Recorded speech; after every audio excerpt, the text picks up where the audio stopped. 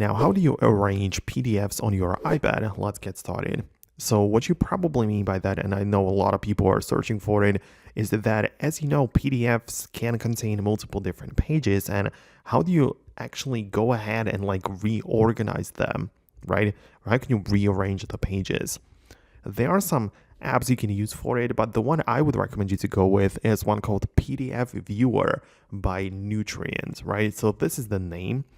It has like this like purple logo on a white background. So get that app. It's free for the most part. But when you get it, you can start browsing your files right away. So just go to that PDF file which you want to just tweak and customize, right?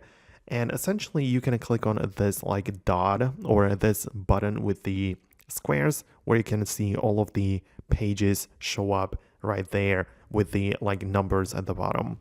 And in order to like reorganize them and rearrange them, tap on the edit button right there, which gives you the very same option as well, right? So you can just grab it like that and change the order of the pages like that. So it's pretty simple, right? And when you're done, just click on done and you can save it like that. And the PDF now contains the very same pages, but in a different order. So using this is just like very simple.